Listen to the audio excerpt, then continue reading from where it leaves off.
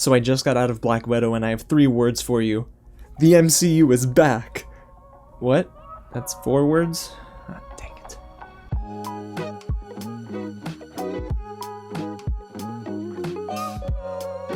What's going on, you guys? James here with another real review, and today we're getting into my spoiler-free thoughts on Black Widow, the first MCU film in theaters since Spider-Man Far From Home.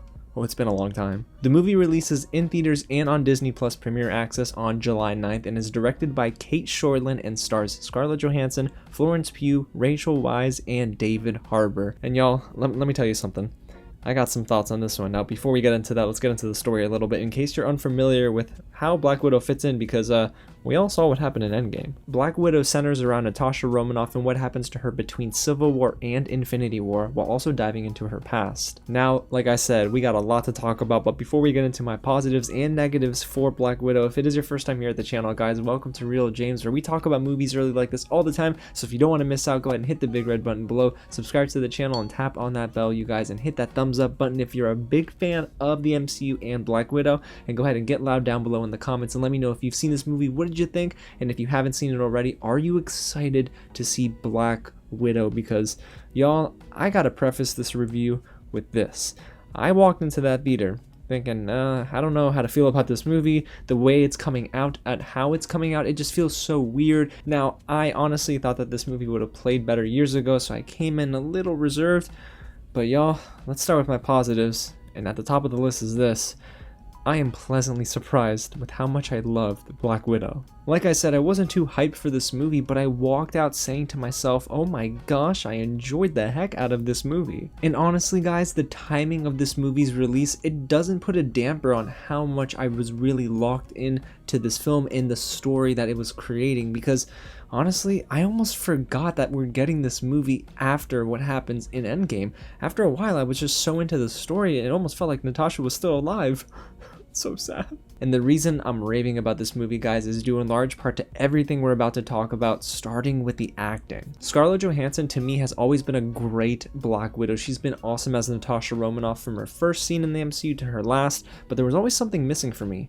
Understanding her past. Luckily, Black Widow gives us a brief glimpse into Natasha's childhood and explains what happened to her growing up. If anything, I really enjoyed that opening sequence where we get a young Natasha Romanoff alongside Yelena Belova. I thought, man, this movie is going in a direction that I am really happy with. And I can honestly say that I have a deeper appreciation for Natasha Romanoff after watching Black Widow. And if that's director Cate Shortland's aim for audiences everywhere, she succeeded. But guys, outside of Scarlett Johansson, there's an all-star cast starting with Florence Pugh, who I've loved her rise in Hollywood. She's so good in pretty much everything I've seen her in. And here, as Yelena Belova, I mean, dang, she can kick some butt. Now, I'm unfamiliar with Black Widow's comic book story, so I didn't know anything about Yelena, but man, did she steal the show for me. Florence Pugh gives this character so much life, both in a serious and a humorous way, and I love the fact that her core, the character of Yelena, is just vying for the love of family, the love from Alexi,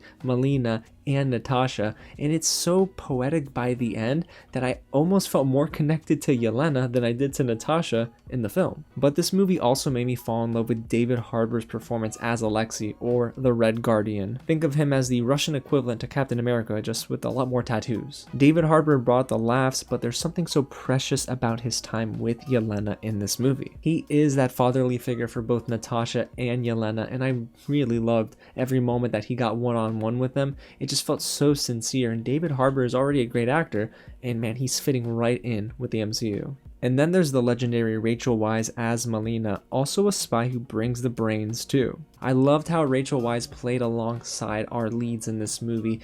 She's not in the film nearly as much as the other actors in our lead cast, but I will say that she really makes the best of her screen time.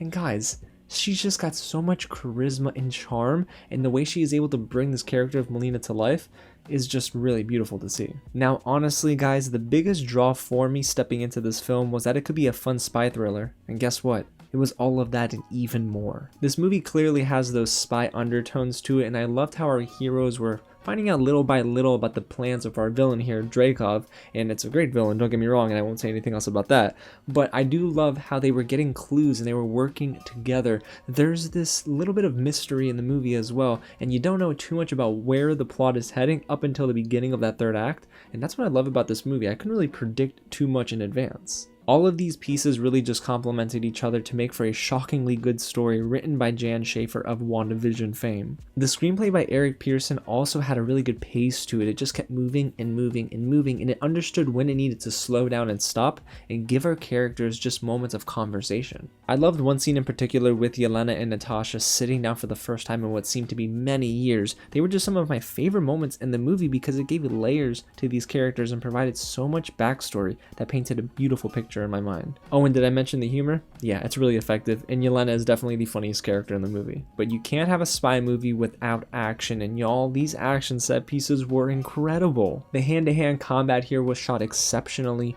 well, and I loved how each blow landed. All of the punches felt so real, and whenever you got plates crashing over someone else's head, you can just feel the pain in the other person. So I loved how it shot pretty much every bit of action in this movie, and I do love how Taskmaster, who's like villain A or villain B depending on how you look at the story, man, Taskmaster was intimidating and just towered over everyone else. And listen, I know, it's still a comic book movie at the end of the day, but the action in Black Widow was some of the most grounded action that we've gotten since The Winter Soldier. And honestly, I just love that this movie features so many powerful moments led by women, which is pretty rare in this comic book movie space. Every moment was warranted to me, and it all fit well in this 2 hour and 13-minute runtime. Oh, and guys, I gotta shout out the score by Lorne Balfe. There's this grand, epic feeling to the score that really just crescendos at the right moments, and I loved the composition whenever Taskmaster showed up. There's this operatic vibe to it, and you can hear the choir in the background, and I'm like, listen, I'm kind of scared. But in all seriousness, it's just a lovely score that I can't wait to hear again. So guys, with all of that praise, there definitely comes some things about Black Widow that I didn't vibe with as much. And we gotta start with the fact that, well, I was surprised at the amount of time gone without Natasha Romanoff in this movie. This honestly felt more like Black Widow and Friends than Black Widow. Natasha is definitely sidelined often to hand over the spotlight to Florence Pugh in this movie. Not saying it's a bad thing, guys, because Florence Pugh is excellent as Yelena Belova, but I just wish we got a little bit more of an origin story for Black Widow, because there are some key moments that she explains in the film instead of us actually seeing it. I would have loved to see more of her time leading up to S.H.I.E.L.D. and what she did before joining this organization. Instead, we get snippets of those things via expositional dialogue instead of actually seeing it. It's a shame too, because the movie makes it a point to let us know, the audience, that guess what, Natasha was not always Miss Goody Two-Shoes before joining the Avengers. I just, again, wish we would have seen that play out in this movie. And when it comes to the humor, while I enjoyed about 90% of it, it did get to be a little too much towards the end. Like I mentioned, screenwriter Eric Pearson penned the script for Thor Ragnarok, so you have to come to imagine there's going to be a lot of running jokes and gags found throughout the film, and there is, but at times I felt like Yelena was just walking comic relief, especially in that final fight, and it just took me out of the experience a little bit. And speaking of that final action sequence, guys, I thought it was actually among the weaker moments of the movie, and that's a shame, honestly, because I know that the MCU is really good at just giving you a grand climax, something that is going to make you feel amazing and say, you know what, that was an amazing action scene. But even though it looked good, it sounded good, I gotta be honest, there were some things about it that just were too distracting for me. The CGI felt a little bit lacking and almost too noticeable, and then there were these very cheesy action hero moments. And it does clash with the tone of the movie, because up until that final fight, everything felt pretty grounded, like we mentioned. It was very real, and here it just kind of felt a little all over the place.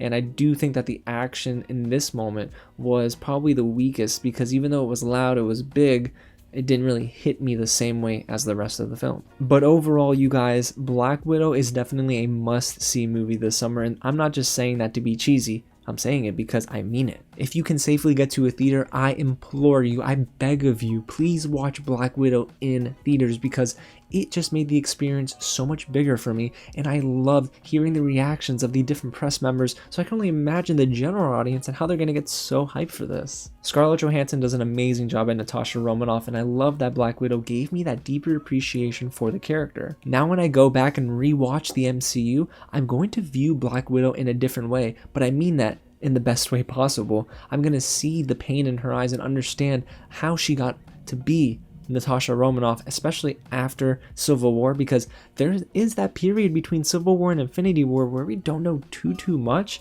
and I love that this movie touches on that. You know, they bring up different Easter eggs throughout, and it just keeps everything so well connected, and I love what director Cate Shortland did with this movie. Cate Shortland really just executed a very good action spy movie, and you know what?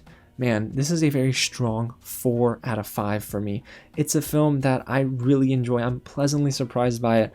And yeah, I can't wait to go watch it again. So guys, there you have it. That's my real review of Black Widow. Again, a very strong movie. But hey, I need to know what you think of the film when you see it. Do you agree with me? Do you disagree with me? Did you watch it in theaters? Did you watch it on Disney Plus Premier Access? Let's have that conversation down below in the comments. And if you haven't already, hit the big red button, subscribe to the channel, and tap on that bell because listen, the MCU is back, so that means we got a lot more to talk about as the year goes on. And hey, if you haven't already, go ahead and hit that thumbs up button and let's talk more movies because it's just so beautiful. It's so beautiful to see that the movies are back this summer. Alrighty, you guys, again, thank you so much for watching, and I'll catch you at the next screening. And I need a Funko Pop of the Red Guardian now. Pretty dope character.